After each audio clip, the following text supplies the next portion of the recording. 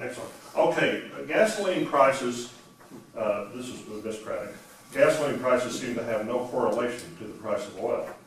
Our price for a gallon of gas is higher than just 20 miles away. In the past, the RRC could regulate the output of wells, but international pricing seems to have removed that as a viable way to handle pricing. And now the gas companies themselves determine each station's price. What actions, if any, can be done to put the price back into a free market environment? Well, I think obviously free market's the most important thing, and so the Railroad Commission has no authority. And I think we're on anybody at the end use. Our authority is with the operator to make sure that they drill a well and are following the rules when they drilled out those wells. And again, the pipeline piece for pipeline safety inspections. But where we have been engaged as a commission has to do with a couple things. Actually, the federal government has done well, which isn't many, but a few. And that is opening our markets, our free markets, to being able to ship oil all over the world that is not refined oil. They did that.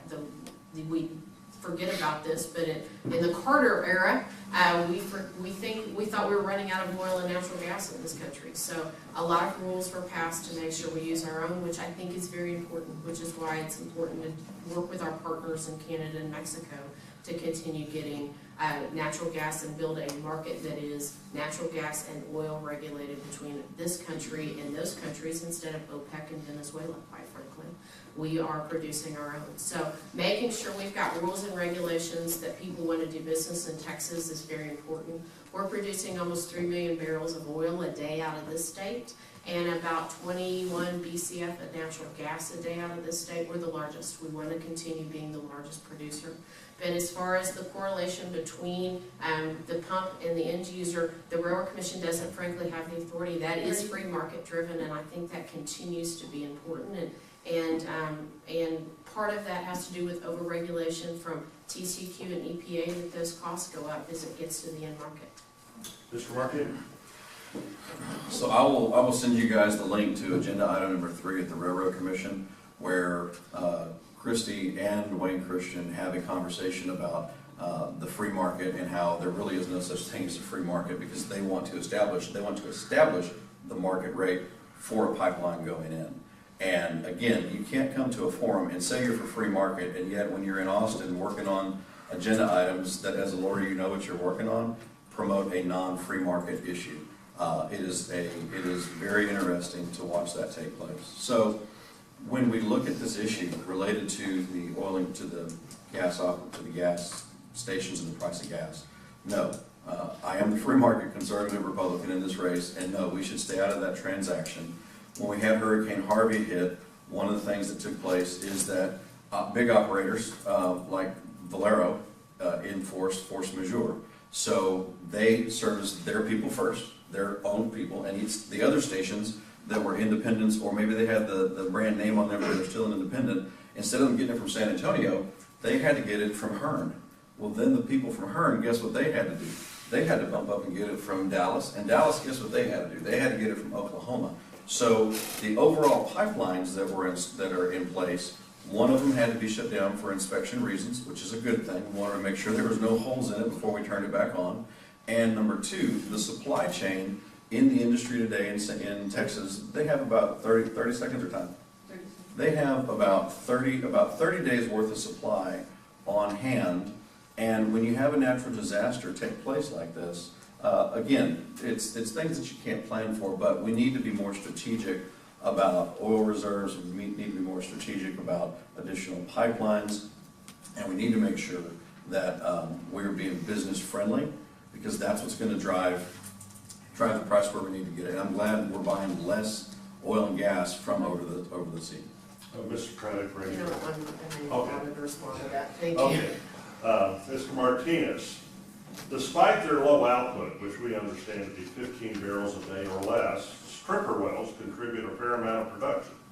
Please define a stripper well, then respond to the question, should the Railroad Commission allow stripper wells to produce in the current price and supply environment?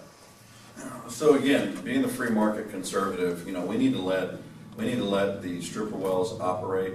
Could you define the stripper well? Sure, it's a small oil and gas well that doesn't produce very much oil.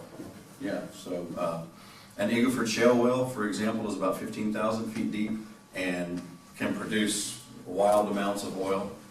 Some from 100 barrels to, I think the biggest one is maybe 3,500 barrels a day, and has actually had no decline since it was drilled.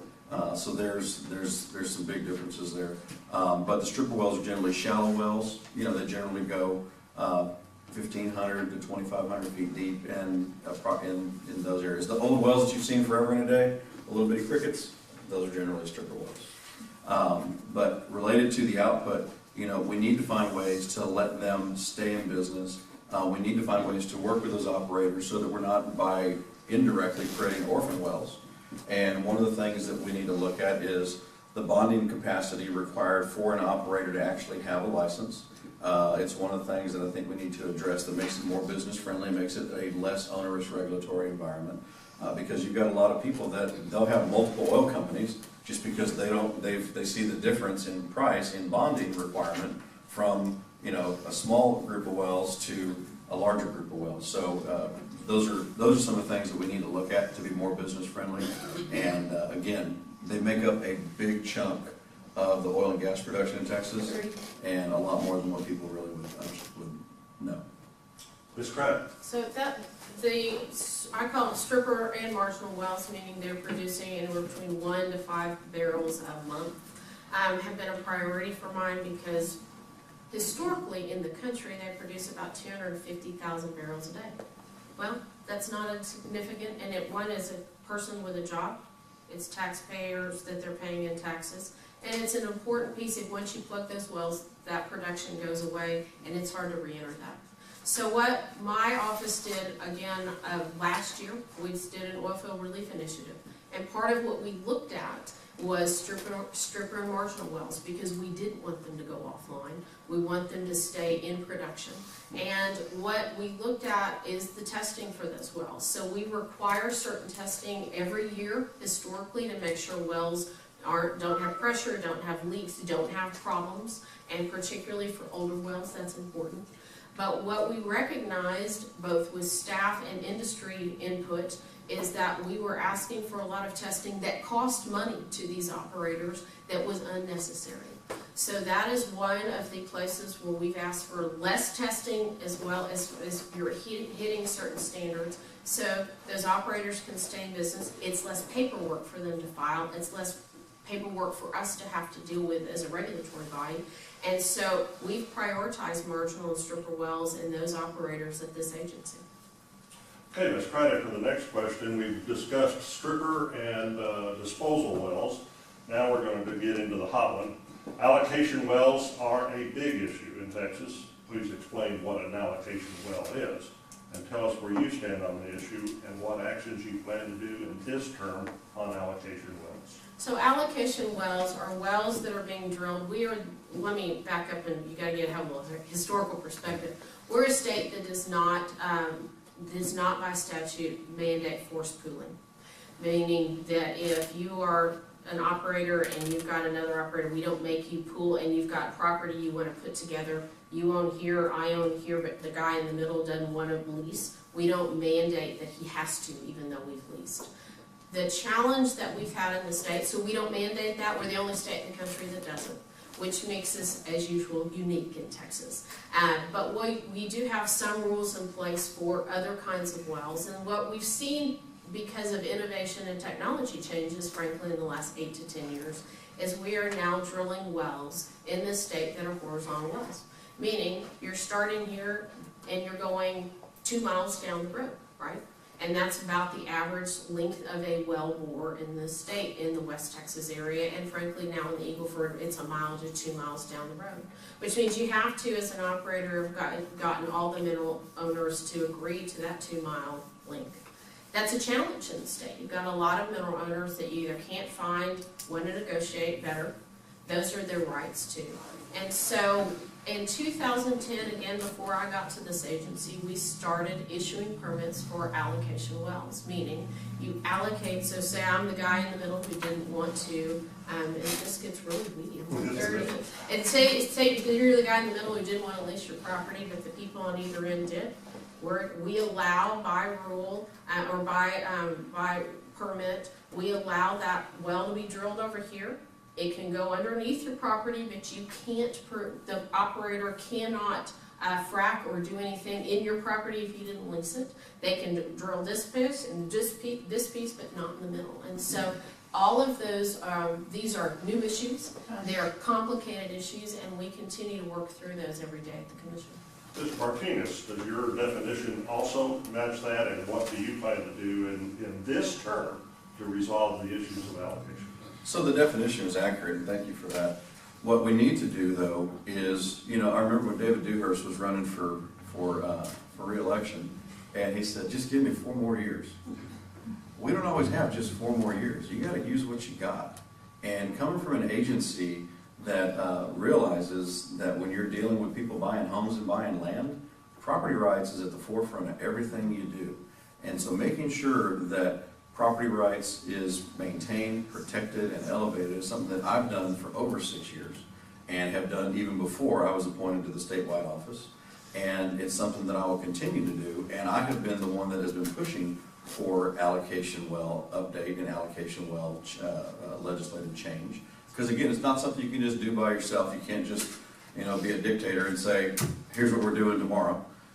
You've got to work with other folks to get this done. So being able to build consensus around the fact that by doing this and addressing the situation, we actually can help everybody be, you know, work together better.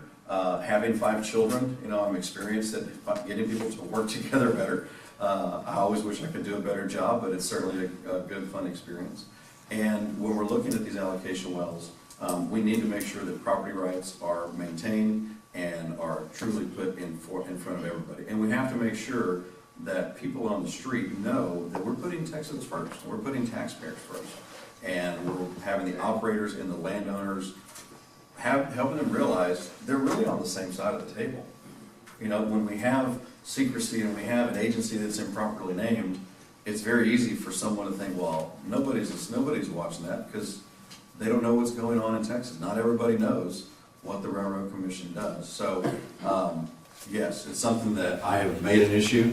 You know, when I ran for this position last time and got over 250,000 votes across the state of Texas against a wide range of people, is an issue I've always been for. Mr. Martinez, what is the cleanup fund? Is that fund being stressed at this time, and what actions do you plan to take about the fund? I think the cleanup fund is being stressed. The question really is, how do we, you know, what are we going to do with what's happening as we go forward? You know, we have a big financial obligation, and we have to make sure that we're not creating a bigger financial obligation. That's where we need to go and listen to the operators and talk to them about what's going on. And making sure that, again, by elevating property rights and also elevating what's taking place in the field, it'll help better communication take place.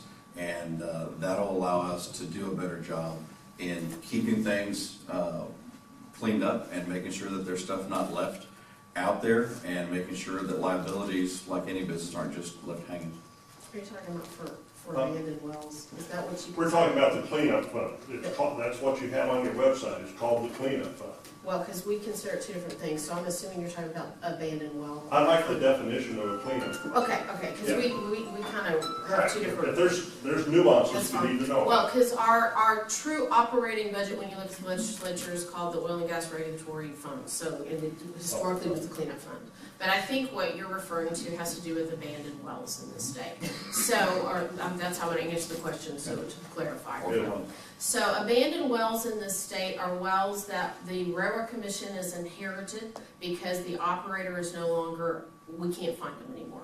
So part of what we did, we started in 2000, 99, 2000, at the time we had 19,000 abandoned wells in the state. And when you talk about bonding, we keep the bonds if we can't find somebody, which is basically an insurance policy. But also the other fees that the Railroad Commission collects is part of plugging wells. Our job is to plug these wells. In 2000, this fund was formally put in place so we could start plugging wells. So we today have 5,000 abandoned wells on our books. Part of what we asked the legislature this past year was we wanted additional dollars to plug wells. We got an additional $38 million, which we're using some as backfill for staff salaries because we're way down, but a big chunk of that has to go with plugging wells. So our stated goal with the legislature is to plug about 1,900. Our internal goal, which I think we'll get to within a 2-year period, is to plug 3,000 of those 5,000 wells.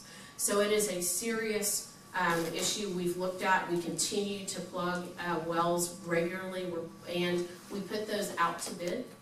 Those contracts go out to bid with operators that have been approved, that have licensed by the Railroad Commission and approved by us.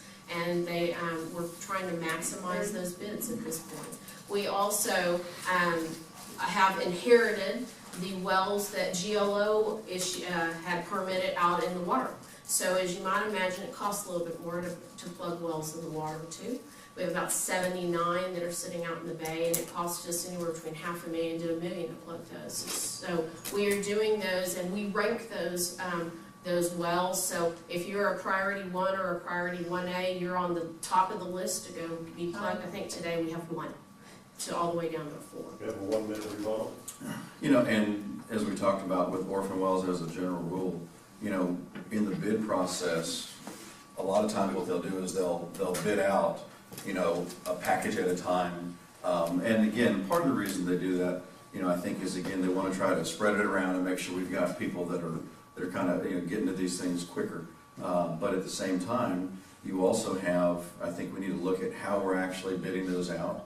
Look at maybe allowing folks that through proper review might be able to go in there and actually pull in a little bit bigger chunk of orphan wells that they can see to taking care of, and have those folks, that way we can get ahead of the curve, get ahead of the game. And working closer with those people is very, very, very important. I think that we, as a whole in the industry, we need to work better at being a business partner with the folks that are involved. Ms. Craddock, the RRC has a unique, outstanding state position in the state of Texas in that it took 4 sessions of the legislature to pass your sunset bill. Why did it take 4 legislative sessions? And what would you do to make sure that what's 2029, what are you going to do to make sure that doesn't come up again? Well, and that's a good question. It's part of the reason I ran to begin with in 2010, 2011. We started through sunset. As most of you know, every state agency goes through an audit process, a sunset process, to make sure they still should be an agency. So it's not a financial audit necessarily, it is a performance audit. In 2010, 2011, if you look back, we had 3 commissioners, all were running for something else, and didn't really participate well in the process. When I ran, we still had that hangover, so to speak, that the legislature didn't understand, know, or appreciate how important this agency was. And that's part of what I've spent a lot of time on in the last several years, making sure that the legislature understands who we are, the state understands who we are, that they understand that name change, while they think it's interesting, isn't a priority for us because it costs $450,000 to change our name. This isn't chump change when you're in a downturn cycle. That we made sure that people understood how important the oil and gas industry is. That it was 40% of the state's economy 3 years ago. Today it's down to 27% of the state's economy because of the downturn.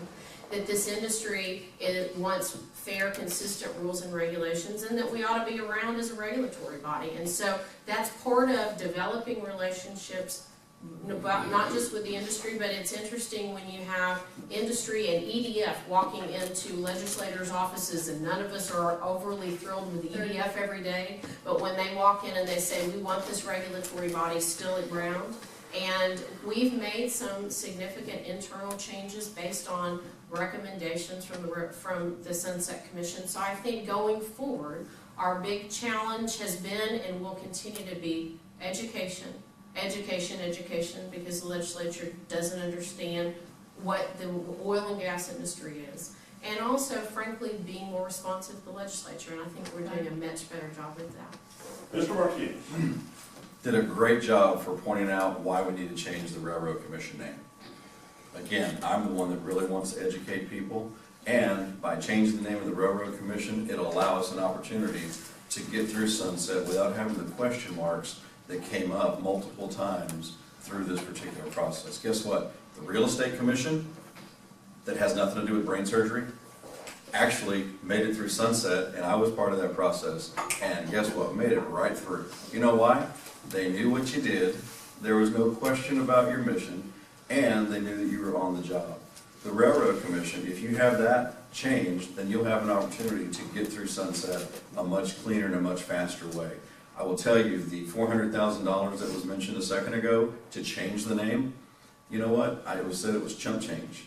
Well, the tax that I'm going to kill, that I said was put in place. I said it wasn't chump change, if you listen to what I said. Oh, thank you for correcting me. I appreciate that. The tax that Christie created, give her credit, generates over $3 million a year in revenue, in fees. And I tell you what, in a down market, we're up in the barrel today, but we were at almost 30 bucks a barrel when she created that position. And that is something that needs to go. It will go. And I'll take part of that savings and use it to pay for the possible fee. I will tell you there's been a couple of studies done that say that changing the name would cost from $0 to $400,000. So again, knowing how government works, I'd probably say it's probably, let's just err on the side of caution, say it's going to be maybe $100,000 more than what they've said. And let's change the name. Let's give people hope that the light at the end of the tunnel is not a train. Real briefly, because I think facts and information are important. The fee that was put in place that the legislature told us we had to do gives us $300,000, not $3 million. So there's a bit of a difference in the number. And I do think that the dollars that $450,000 are not insignificant. It's not our numbers. It's dollars that the legislative body came up with. So we do consider that important. And when you're down 23%, that's important as well to look at those dollars to make sure they're being used in the most effective way. It's industry's dollars. And frankly, the other challenge we've had at this body, and that we want to make sure we don't allow to have happen, particularly with the last administration. We're a constitutional agency. One of the questions has been historically, if we change our name or do anything significantly different, if the federal government comes back, mainly the EPA comes back and takes some of our regulatory authority back. So these are serious issues. It does take a constitutional amendment to change our name, so it costs dollars to do that as well. You don't need to rebut, because that's the next question, Commissioner Martinez. What is your position on renaming the Railroad Commission to anything else? What would you suggest? And what is the best estimate of the cost, and why is it not been done over the years? Because candidate after candidate has come to us and said, we won't change the name. It hasn't happened. So give us your opinion of that, and then we'll let Ms. Craddock take a shot. Well, I mean, she's already given her opinion. She doesn't want to change it. I want to change it to something like the Texas Energy Independence Commission, but you have to work with other people to get it done. I do think that the citizens of Texas do want to have this done. And the idea that I've had from the beginning, and you can go check it out, it's documented, is that you would do it via a constitutional amendment. And the reason why you do that is so you educate the public to what exactly is going on. And by doing that, you know, Democrat, Republican in the general election would see that come across their item as an agenda item to vote for as a constitutional amendment. And it would help us in, again, stopping frivolous lawsuits, stopping people going to different sources for different bits of information. And it would help us actually bring some pride back to the agency, that people actually know that they're working on something that they actually care about. So, to say that the EPA is going to come in and do something to us would say that the EPA is going to break the law. I mean, it's very clear jurisdictionally what the EPA does, and it's very clear jurisdictionally what the Railroad Commission does. And I'm for state sovereignty, and you know what? I dare them to come down here and try to take some of our legal authority that we've been granted by the Constitution, by the legislature, by the United States of America as a sovereign state. I dare them to come down here and try to take anything away from Texas. I won't let it happen on my watch. And by changing the name, again, we're going to breed confidence in the market. We're going to breed surety with our oil and gas operators. We're going to breed pride with our employees. And we're going to make sure, again, that people in the state of Texas are aware that we have a very, very, very good group of people that are working hard every day to drill and get hydrocarbons out of the ground safely and responsibly and as best as possible. And on the cost, again, several studies on the price, but it's been documented. Okay, Scott. So thank you, and look, it's a very political question whether you change our name or not. I think when you look at the staff at the commission, they actually like the name. They're very proud of it. They like that we're the oldest oil and gas regulatory body in the entire country, and frankly in the entire world. They like the name. And it is a sense of pride for them, quite frankly, that we're a Texas quirk with a name, but that they like the name, they like where they are. When you talk about the federal government, actually we do get three different specifics that I'm going to say to you that the federal government gives us the authority to do.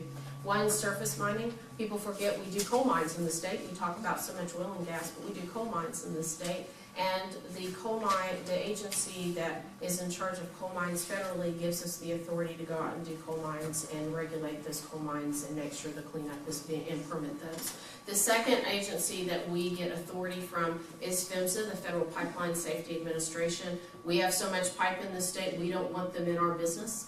And we are given that authority from the federal government. Most states don't actually have it. We are unto ourselves in a lot of respects. And we're the biggest state by 6, so it's very important what we do with pipelines.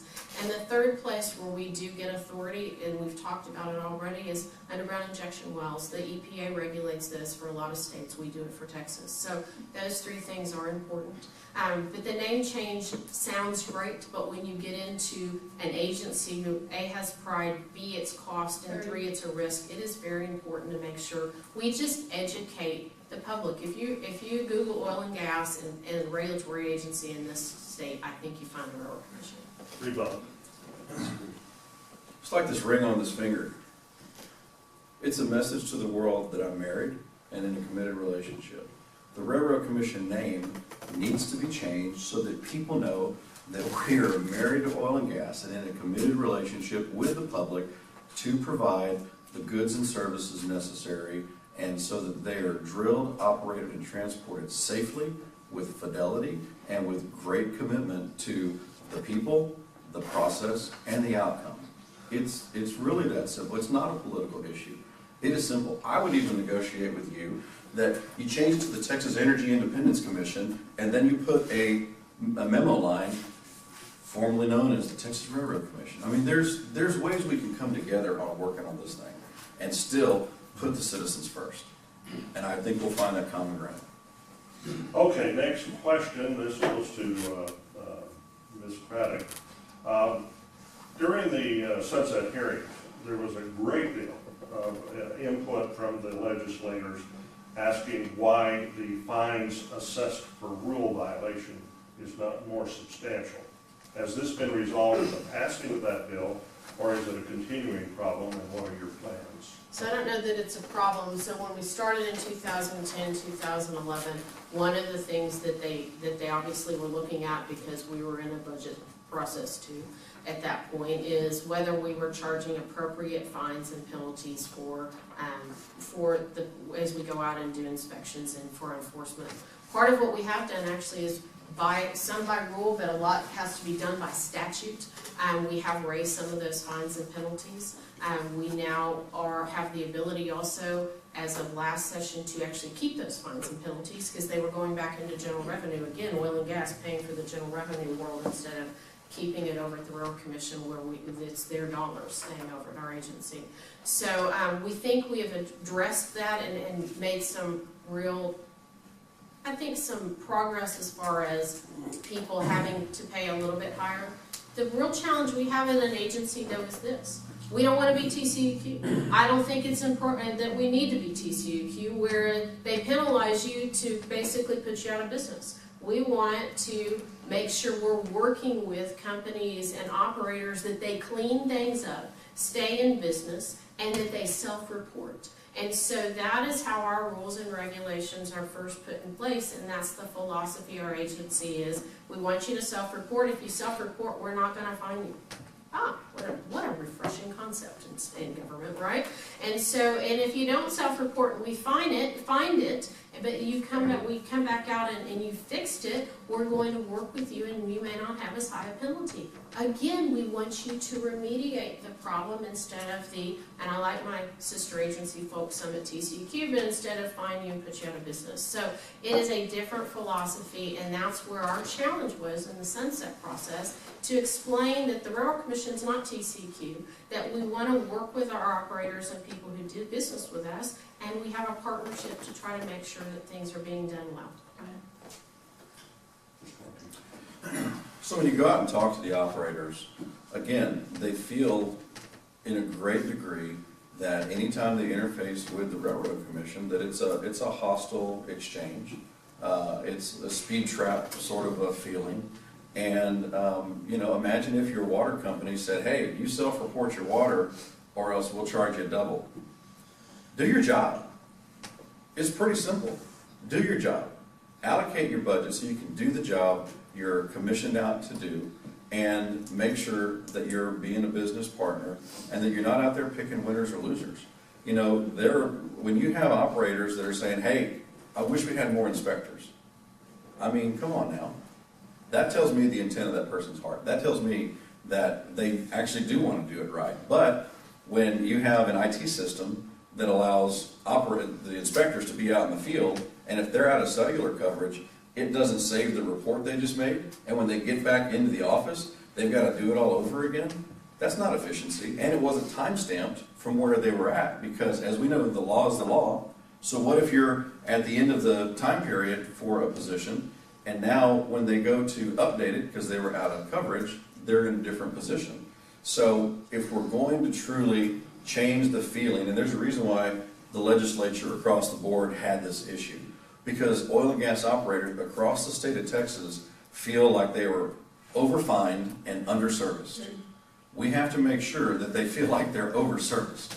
We have to take a strong look at how we're funding, and quite honestly, I think we need to have a serious conversation with the legislature about general revenue dollars, because the allocation of general revenue dollars needs to be discussed. And if we had more general revenue dollars coming to oil and gas, we would have less fines and fees that we would be applying to the operators. And again, look at the ROI. We're business people here. Think about how much is generated by oil and gas. Be a business partner. We're down to the last two questions, and the first one is kind of a time bomb, it could be. Please, this is for you, Mr. Martinez, tell us who you supported in the 2016 election for president, governor, and lieutenant governor, and the key offices of our Attorney General. We'll do those four offices. Sure.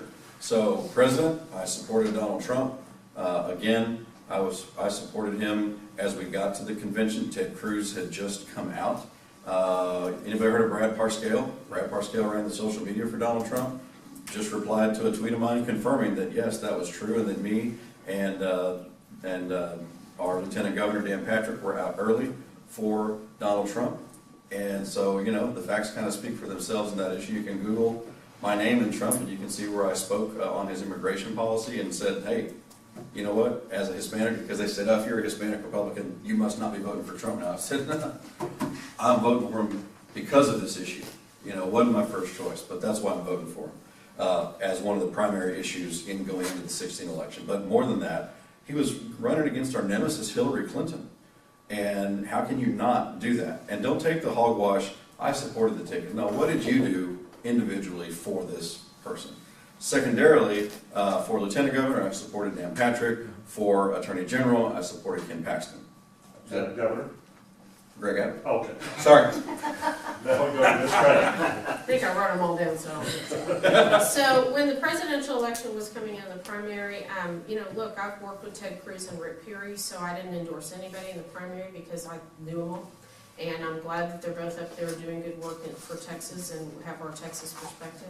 As we got into the general election, of course I supported the ticket, and yes, I supported the ticket, and I will say we've had a lot of conversations with Trump since and continue to, and I'm glad for what he's doing for energy. He's gone up there and done exactly what he said he was going to do, quite frankly, and I have from the convention, a hat and a shirt that I have probably worn more than a few times in my life. So he's doing a great job. I think that it's made a huge difference, and thankfully, just because she's a woman, we don't all vote for the same woman. So it's nice that people understood that. For governor, I supported Abbott. For lieutenant governor, I supported Dan Patrick. Look, he supported me early on and continues to do so, as does Greg Abbott. Abbott's endorsed me. And so I've supported both of them. And for Attorney General, I had an interesting challenge because one of the Attorney General opponents, if you'll recall, was sitting next to me on the bench. As a railroad commissioner, but I've been helping Ken Paxton, who's the first person to help me, and we have a story between the two of us. When I decided to run for railroad commission, I took him to lunch.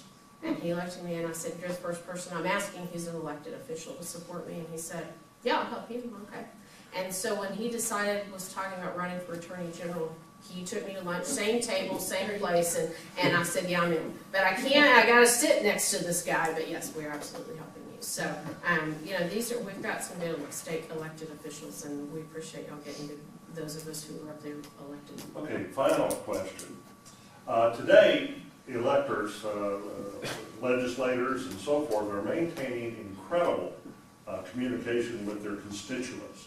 By whatever means. And we have a city councilman that sends out a newsletter that outlines everything that's going to happen, asks for input and so forth. What are your plans, this is to Ms. Craddock, what are your plans to communicate and receive communications from your constituents? Well, I think that constituent service, if you're an elected official, is the most important thing you do.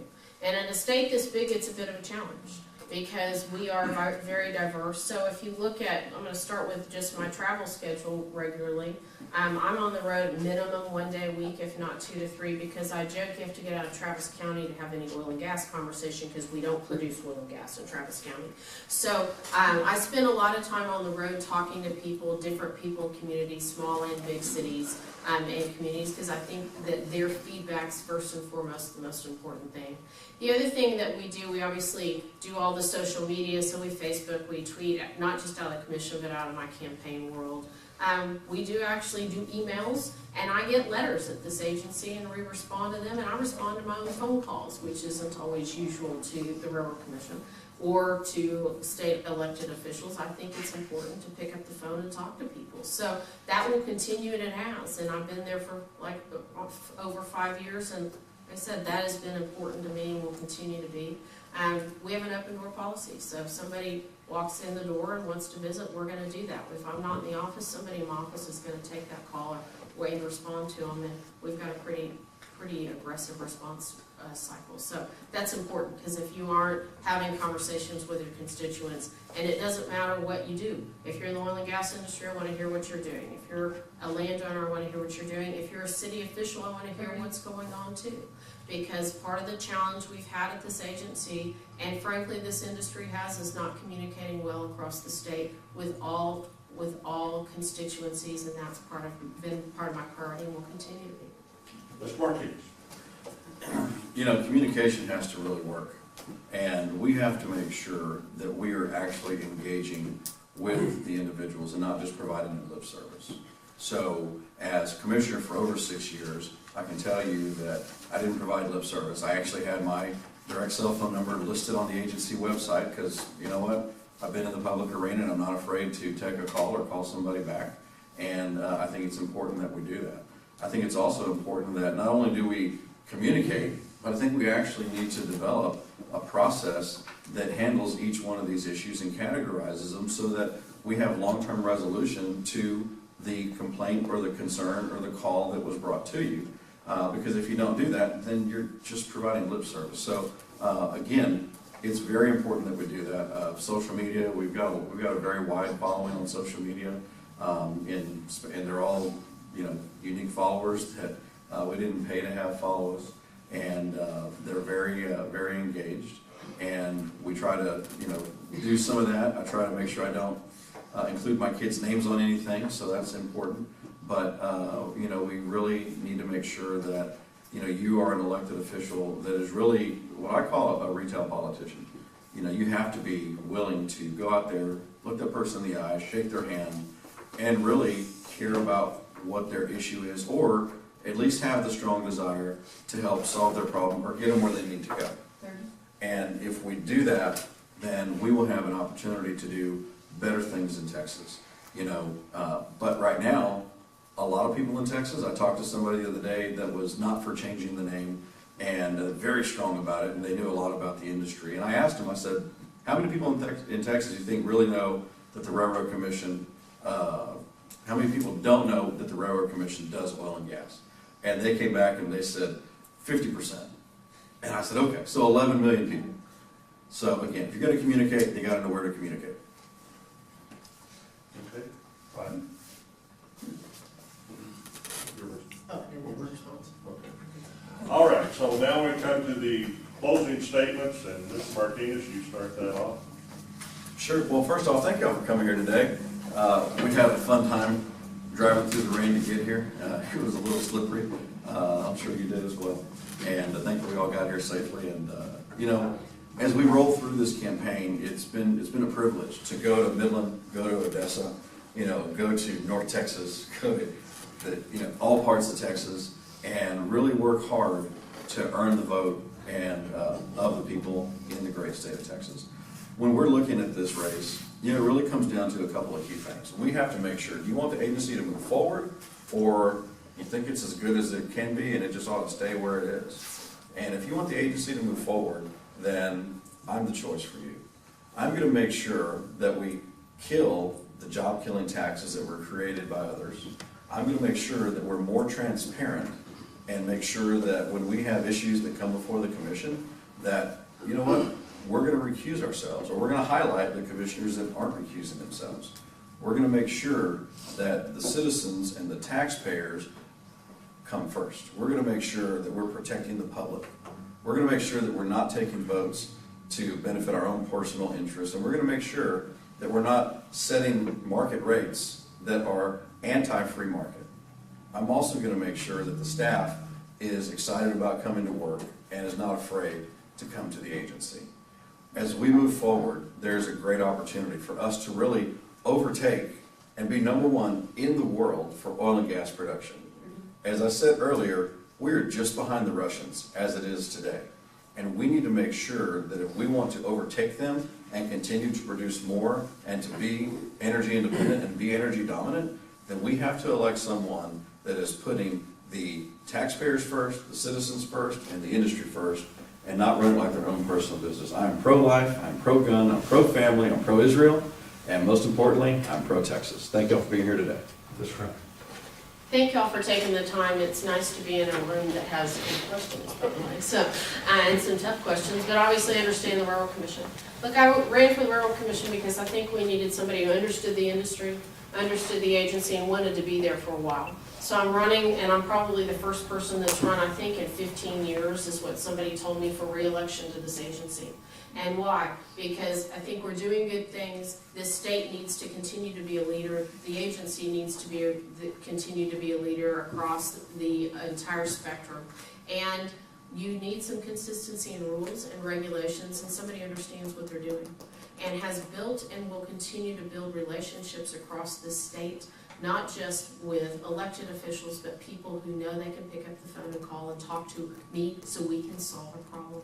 So that is what I've done at this agency and will continue to do. We've talked about growing jobs. Jobs are important to this industry and they're important to the state. And so where oil and gas is 27% of the state's economy today, I'd like to see it 40% again. That'd be a nice place for us to be.